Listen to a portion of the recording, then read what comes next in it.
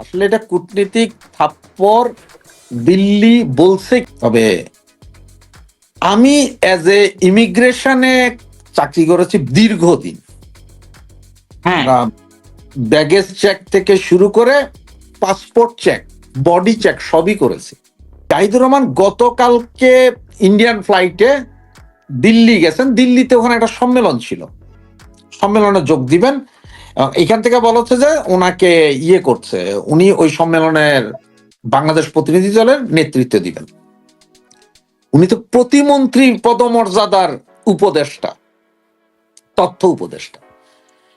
তাহলে হিসাবে ওনার কাছে কি পাওয়া দরকার, ওনার কি থাকা দরকার? ওনার রেড পাসপোর্ট থাকবে, কূটনৈতিক পাসপোর্ট আমরা যেটাকে বলি। কূটনৈতিক পাসপোর্ট যার থাকে তার বাংলাদেশি পাসপোর্ট থাকবে না।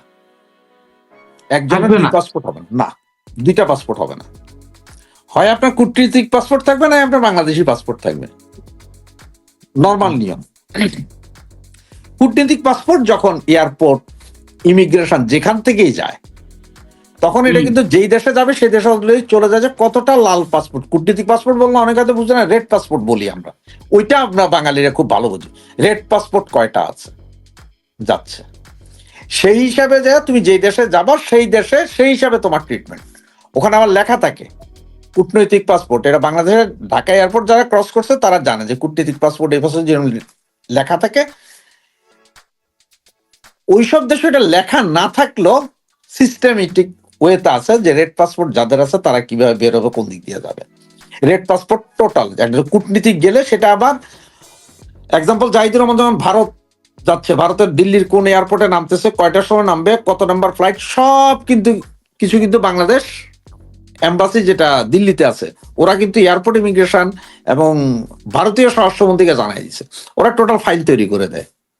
ওই হিসাবে ওই পাসপোর্ট নাম্বার থেকে শুরু করে সব থাকে। সুতরাং ওনারা যাওয়ার সাথে সাথে এটা কিচ্ছু দেখে না, জাস্ট একটু দেখে, সিল দিলে দেয়, অনেক জায়গায় সিল দেয় না, আস্তে ছেড়ে দেয় ওনাদেরকে সম্মান।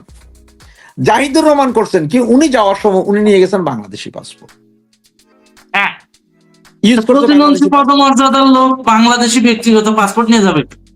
এখন ঘটনা হচ্ছে, তুমি এতদিন তুমি যদি দেখো যে এই যে 2024-এর 5ই আগস্টের পর থেকে তার যেসব ভিডিও, ইউটিউব ভিডিও, মানে সে তো ভাইরাল হয়েছে আসলে এইসব ভিডিও দিয়ে। সে এই যে আজকে এগুলো সব ভিডিও, সেইখানে সে সারাক্ষণ ভারত বিদ্বেষী কথাবার্তা, মাইরা ফেলমু, কাইটা ফেলমু, মাপ চাইতে হবে ভারতের, পা চাটতে হবে ভারত আমাদের, এই ধরনের কথাবার্তা।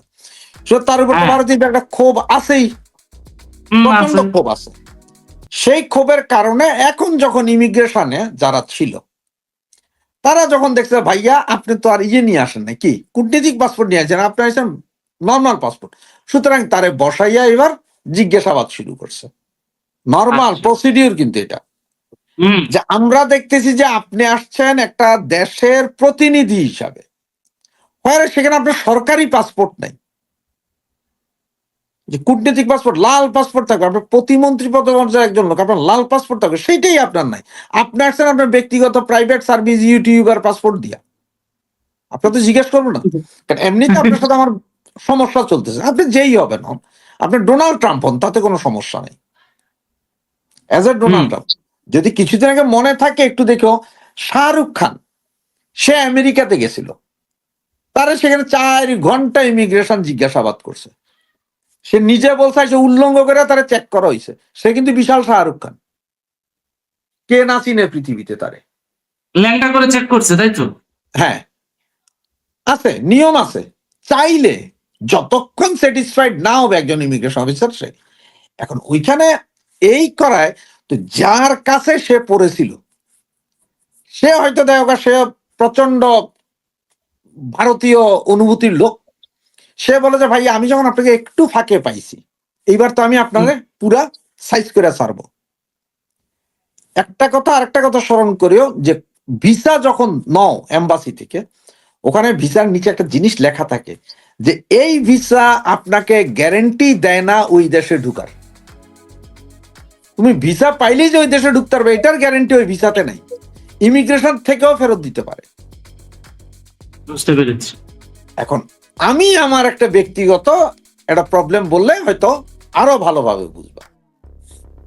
আমার যে পাসপোর্ট, বর্তমান যে পাসপোর্ট, এই পাসপোর্টটা দিয়ে, এই পাসপোর্টটার আগে আমার বাংলাদেশে একটা পাসপোর্ট ছিল, সেই পাসপোর্টে আমি ব্রিটেনের ভিসা চাইছিলাম বাংলাদেশ থেকে, 2বার রিজেক্ট করছে। 3rd টাইম যখন আমি আবার চাইলাম ভিসা, তখন তারা যখন করছে, আমি খুব রাফ বিহেভ করলাম। তারা করলো কি, আমার নামের মধ্যে লাল দিয়ে দিল। আচ্ছা, আমি 5 বছর পরে যখন আমি ফ্রেঞ্চ পাসপোর্ট পেয়ে গেলাম, প্রতিবারে আমি ফ্রান্স থেকে আসলে আমার ইমিগ্রেশন ওখানে 3-4 মিনিট জিজ্ঞাসাবাদ করতো। সে কিছু করতে পারতেছে না, কিন্তু আমার জিজ্ঞাসাবাদের জন্য প্রতিবারই, মানে দিনে যদি 20 বার ইমিগ্রেশন করছে, 20 বারই ব্রিটিশ ইমিগ্রেশন আমারে এইখানেও আটকায়, ইউরোপের ভেতরেও আটকায়। 5 বছর 5 ইয়ার্স এভাবে চলার পর, আরো 5 ইয়ার্স চলার পরে, এরপরে তারা লাস্ট একবার আসার সময় তারা একজন বাঙালি ইন্টারপ্রেটার নিয়ে আসলো, যে বাংলায় কথা বলে ব্রিটেনের। সে এসে আমারে বললো যে কাহিনীগুলো একটু বলেন, কেন কি। তাই না, আমি নিজেও জানি না, কিন্তু আমার মনে হয় যেন আমি এই ঘটনা, তখন বাংলাদেশের কথা বললাম। ও সবকিছু লেখা টেখে নিয়ে বলে যে ঠিক আছে, আপনি তো অনেকদিন সাফার করতে, আপনি যখনই আসেন তখনই ধরে। হ্যাঁ, আমি চাকরি করি ইমিগ্রেশনে, আমার ডিউটি কখনো ফ্রান্স জার্মান এয়ারপোর্টে, কখনো এখানে হিথ্রোতে। আচ্ছা, আমি ইমিগ্রেশন অফিসারে যাই, আমারই আটকায় তারা বারবার। ইউরোপিয়ান ইয়ের মধ্যে আমাদের এত বেশি ঝামেলা দেওয়ার কথা না, কারণ আমরা তো ইউরোপিয়ান। আপনার কাছ তো এয়ারপোর্টের ভিতরে, আমার কাজই এয়ারপোর্টের ভিতরে, কিন্তু আমার তো ইমিগ্রেশনে ওই যে আমি যখন ফ্রান্সে চলে যাই তখন কোনো সমস্যা থাকে না ওখানে। ওখান থেকে আবার যখন ধরো ইংল্যান্ডে যে সপ্তাহে আমার কাজ পড়ে, আসতে গেলেই তারা আমার আটকায়। আমিও হাসি, ওরাও হাসে, কিন্তু নিয়ম কেউ বাইরে দিতে পারতেছে না। এখন জাহিদুর রহমানের হচ্ছে যে আপনার সব ঠিক আছে, কিন্তু আপনি যেই পাসপোর্ট নিয়ে গেছেন, বাংলাদেশি পাসপোর্ট, ও জিজ্ঞাসাবাদ করতেই পারে ইমিগ্রেশন অফিসারে। এখন জিজ্ঞাসাবাদ ওনাকে 40-45 মিনিট রাখার কারণে উনি খুব মনক্ষুণ্ণ হইলেন। উনি আর ভারতে থাকবেনই না, উনি ভারত থেকেও বাংলাদেশ আসবেন। উনি চলে গেলেন এবার শ্রীলঙ্কা থেকে বাংলাদেশ। তারপরে ভারতে না থাকলে সমস্যা কার? এখন আপনি কি বলবেন? আপনারা চিঠি যে দিবেন, ওইদিকে যে বাংলাদেশ এম্বাসি দিল্লিতে, ওরা ভারতীয় ইমিগ্রেশনের সাথে যোগাযোগ করছে। ইমিগ্রেশন তাদের জিজ্ঞেস কূটনীতিক পাসপোর্ট কই, তা সে যে স্বাভাবিক, এটা যে কেউ জিজ্ঞাসা করবে, ভাই তুমি রাষ্ট্রীয় সফরে, তোমার ব্যক্তিগত পাসপোর্ট কেন, তোমার রাষ্ট্রীয় পাসপোর্ট কই? এখন এক্সাম্পল ধরো নরেন্দ্র মোদীও যদি ওর নর্মাল পাসপোর্টে যায়, রাষ্ট্রীয় পাসপোর্ট ছাড়া, তো তারাও তো ইমিগ্রেশন জিগাইতে পারে। আটকায় দিবে তো বাংলাদেশের ইমিগ্রেশনে, আটকায় দিয়ে পরে দেখা গেছে যে ওই যে দিল্লি না ঢাকা স্লোগান নরেন্দ্র মোদীর সামনে শুরু করে দিতে পারে। কারণ রাষ্ট্রীয় প্রোটোকল মেনে সে যায় নাই, তখন সে ব্যক্তিগত পাসপোর্ট নিয়ে গেছে ওই জায়গায়, তো তাকে তো ধরবেই। এবং জাহিদুর রহমানের উপর সন্দেহ কেন হয়েছে তাদের? সে পাসপোর্ট তো বাংলাদেশি, এরপরে সে ভিআইপি লাউঞ্জ, ভিআইপি সব সুবিধা নিছে। তোমার তো কূটনীতিক পাসপোর্ট, তুমি ভিআইপি লাউঞ্জে কিভাবে যাও? কাহিনীটা কি? তুমি খালি বইলা দিলে হবে যে ভাই ডোনাল্ড ট্রাম্পও যদি আসে নর্মাল পাসপোর্টে, হেরও তো আটকাই দিতে পারে, চিনি আর কি আমি। কিন্তু আপনি যে ডোনাল্ড ট্রাম্পের 2 নম্বর কপি না, সেটা কেমনে জানে? তাই তো। আর আপনি না, হ্যাঁ, আপনি যে বাংলাদেশি পাসপোর্টটা নিয়ে আসছেন, নো প্রবলেম, ওটা তো কোনো প্রবলেম নাই। আপনি বাংলাদেশি পাসপোর্ট নিয়ে আসছেন, এইখান থেকে তো উঠে গেছেন বিমানে হেডাম দেখাইয়া, আপনি বিমানে উঠে গেছেন সবকিছু। কারণ এয়ারপোর্টে আপনারা কেউ কিছু করেন না, আপনি বিশাল একজন কষা জাহিদ, সবাই জানে যে আপনার প্রচন্ড কষা টয়লেট, আপনার ছেড়ে দিতে হবে, কষা জাহিদ। কিন্তু ভাই আরেক দেশে যাই তো সে ছাড়বে না, এবং এটা বড় দেশ, এবং ওরা জানে যে আপনারা ওদের এই মুহূর্তে শত্রু। আপনি বোমাও তো লইয়া যেতে পারেন পকেটে করে। আপনি ওইখানে যে কোনো সন্ত্রাসী গোষ্ঠীর সাথে যোগাযোগ করার জন্য আপনি এই পাসপোর্টে আসছেন। হ্যাঁ, তুমি এত বড় একটা পরবর্তী একটা অকারেন্স হলে বলুন যে না ভাই আমি তো যাইনি, আমি গেলে তো কূটনীতিক পাসপোর্ট নিয়ে যাইতাম। তারে জিজ্ঞাসাবাদ করা যায়, জিজ্ঞাসাবাদের টাইমও লাগে। কারণ হচ্ছে জিজ্ঞাসাবাদের একটা ব্যাপার আছে। প্রথমে একজন অফিসার হতে জিজ্ঞেস করবে, সে যদি স্যাটিসফাইড হইতে না পারে, তখন সে আরো 3 জন অফিসার ডাকতে হবে। পুরুষ হইলে তার সাথে আরো 2 জন, মহিলা হইলে 3 জন মহিলাকে ডাকতে হবে। তো এগুলা করতে আবার ইমিগ্রেশন কিন্তু সময় লাগে, সব তো বেকার বৈশা নাই যে জাহিদ স্যার আসছেন আর আমরা সবাই দৌড় দিই স্যার স্যার স্যার স্যার, ওইটা তো হবে না। উনি ওই ট্রিটমেন্ট পান নাই। আপনি কূটনীতিক পাসপোর্টে গেলে আপনি ট্রিটমেন্ট ভালো পাইতেন, সবকিছু ভালো পাইতেন। আপনারে তখন যদি বাধা দিত, সবাই কথা বলার উপায় ছিল, যেটা কূটনীতিক শিষ্টাচারে পড়ে না। আপনি প্রথমে আকামটা করলেন। সে কি তেলাপোকা পার্টির কারোর সাথে দেখা করতে গেছিল? এটা হইতে পারে না, তারা চিন্তা তো করতে পারে, সে ওইটা হইতে পারে, সে হয়তো ওখানে মসজিদ ব্রিগেডের কারোর সাথে হয়তো যোগাযোগ করতে যাইতে পারে, সে হয়তো ওখানে কোনো সন্ত্রাসী সংগঠনের সাথে যোগাযোগ করতে যাইতে পারে। কিভাবে জানবে তুমি? তুমি জানতে এটা ঠিক কিভাবে জানবে? কিন্তু আমার কথা হচ্ছে, এবং তোমার ভিডিও টিডিও এত ভাইরাল যে সবাই জানে যে তুমি খুব গালাগালি করো, তুমি পারো না যে ইন্ডিয়ারে 17 টুকরা করতে। তোমার তো জিজ্ঞাসা করতো, কিন্তু তুমি কূটনীতিক পাসপোর্ট নিলে তোমার আর জিগাইতো না, কোনো ঝামেলা হইতো না, সসম্মানে আপনাকে ছেড়ে দেওয়া হইতো। স্যার আপনি জানার রাষ্ট্রীয় এত বড় পদের একটা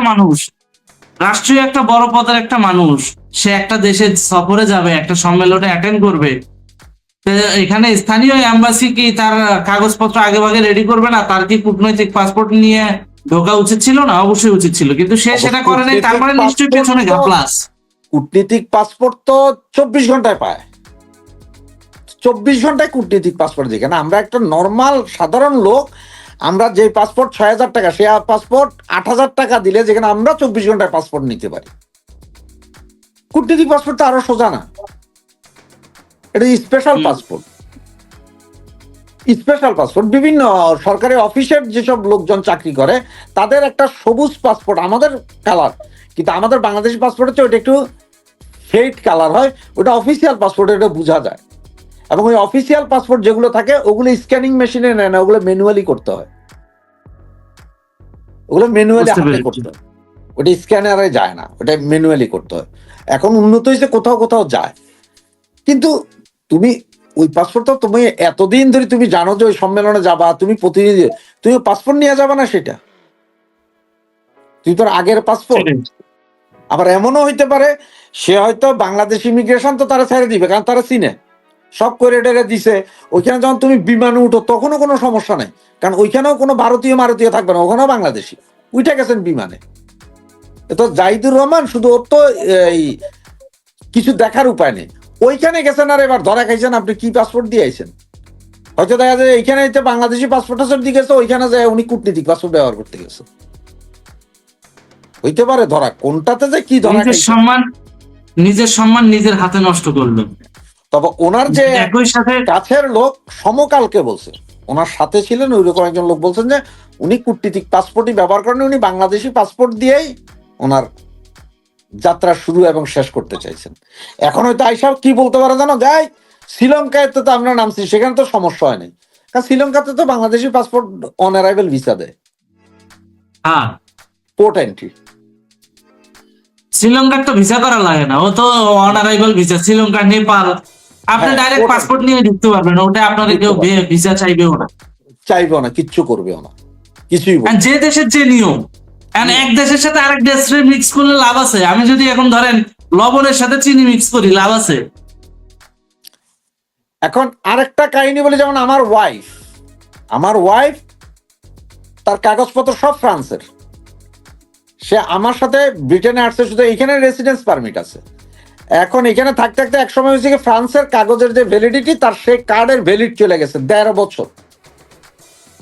তাই রিনিউ করার জন্য যখন আমি যাচ্ছি, তখন ওরা ব্রিটিশ ইমিগ্রেশন প্রথমে আটকাইলো যে তুমি ফ্রান্সে যে যাইবা বলছো, তোমার ফ্রান্সে তো ভিসা নাই, ও তো বাংলা পাসপোর্ট, ভিসা টিসা নাই। তো বলে যে আমার রেসিডেন্স পারমিটের কার্ড মার্ড আছে, সব দিল, তখন দেখে যে কার্ডের ভ্যালিডও নাই। এখন এরা এখানে দ্বন্দ্ব পড়ে গেছে, ব্রিটিশ ইমিগ্রেন্ট তো ছাড়বে না। পরে আমি তাদের বললাম, সব তো আমার কলিগ এরা, আমি তোরা ছেড়ে দে, সমস্যা নাই, যদি ফ্রেঞ্চ ইমিগ্রেশন যদি আটকায় তাহলে আমি করব, তাহলে ও যাবে না। তারপরেও বলে যে ঠিক আছে চলো, আমরা 2 জন ইমিগ্রেশন থেকে আরো 2 জন বের হয়েছে আমার স্কট দিতে, যদি আমার বউ পালাইয়া যায় ওখান দিয়া। চিন্তা করি, ফ্রেঞ্চ ওখানে গেলাম, ফ্রেঞ্চ ইমিগ্রেশন, তারা সব দেখা টেকা, ও আমার হাসতে হাসতে বলতেছে, তুই ইমিগ্রেশনে কাজ কইরা তোর বউয়ের 1.5 বছর আগে কার্ডের মেয়াদ শেষ হয়ে গেছে, তুই এটা দেখস তাই। পরে আমি দেখ, এটা আসলে দেখছিলাম, আমি মেইল করছি ওখানে, কিন্তু আমার অ্যাপয়েন্টমেন্ট টাইমটা আসলে ওই শিডিউলই পাই নাই, যার কারণে এই করতে করতেই তো কাছে কোনো ডকুমেন্টস আছে, আচ্ছা মেইলে 2টা মেইল বের করে দেওয়া, তখন সে মেইল দেখে কাছে ও আচ্ছা এটা কয় হবে, আমি বলি ধর মেইল নাই কি হবে, কয় না তাও ঢুকতে পারবা কারণ ও তো ফ্রেঞ্চ রেসিডেন্স, আমার ওয়াইফ ও ফ্রেঞ্চ রেসিডেন্স, তোমরা সব ফ্রেঞ্চ, তোমরা ঢুকতে পারবা, ওইটা সমস্যা নেই। কিন্তু তারপরে ইমিগ্রেশন তো ঝামেলা করছে না তোমার ব্রিটিশ, আমি হ তো এই ঝামেলাটা পয়াইতেই তো ছাড়ছে ব্রিটিশ, ব্রিটিশের মানেই ঝামেলা না, ব্রিটিশ পশ্চিমা মানেই ঝামেলা। ল সবার জন্য সমান, আমি কে তুমি কে সেইটার ব্যাপার না, তুমি রাষ্ট্রপতি হও। এইখানে যখন কোনো কূটনীতিক যাতায়াত করে, আমরা জানি যে আজকে অমুক অমুক কূটনীতিক যাবে, বেল্ট নির্ধারণ করে দেওয়া হয়, মানে কোন বেল্টে ওদের কাগজ এই জিনিসপত্র যাবে, ভিআইপি বেল্ট থাকে 4-5টা, একটা বেল্ট টোটাল খালি করে দেওয়া হয় যে ওই কূটনীতিক ও আসবে দিনের 12টায়, কিন্তু সকাল থেকে ওই বেল্ট খালি থাকবে, লোক বৈশা থাকবে, মানে ওই বেটা যাওয়ার পরে যায় অন্য কেউ যাইতে পারবে। ইমিগ্রেশনের একটা লাইনই আছে ওদের জন্য, ওরা দাঁড়ায় না, ওরা নিজেরাও যায় না, ওই এম্বাসির লোকজন এসে সব করিডোরে নিয়ে যায়, পাসপোর্ট আগে পাঠাই দেয়, তারা সব রেডি থাকে ওদের, বাদশাই আলাদা। তুমি জাহিদের কি হইলো তাইলে? তবে ভুলটা জাহিদ সাহেবের, মনে হয় জীবনের প্রথম বিদেশ সফর সে বুঝা সারে নেই। না, জীবনে প্রথম বিদেশ সফর হওয়ার তো কথা না, কারণ এই সমস্ত লোকেরা তো সরাসরি এই যে পেইড কাজ করছে দীর্ঘদিন। জীবনের প্রথম বিদেশ সফর বলতে তোমার এত বড় রাষ্ট্রীয় মর্যাদা নিয়ে ফ্ল্যাগ উড়াইয়া, এটা জীবনের প্রথম বিদেশ সফর। ও আচ্ছা, কূটনৈতিক সফরটা প্রথম, কূটনৈতিক সফরটা প্রথম। হয়তো শরীরে প্রচন্ড গরম, আমি জাহিদরে চিনে নাকে, আমি জাহিদের পাসপোর্ট না থাকলেও আমার ঢুকতে দিতে বাধ্য সবাই, এরকম হইতে পারে না? এসকো টাইপের মানুষ উনি, হয়তো ওইটা মনে সাইকো টাইপের, সাইকো টাইপের।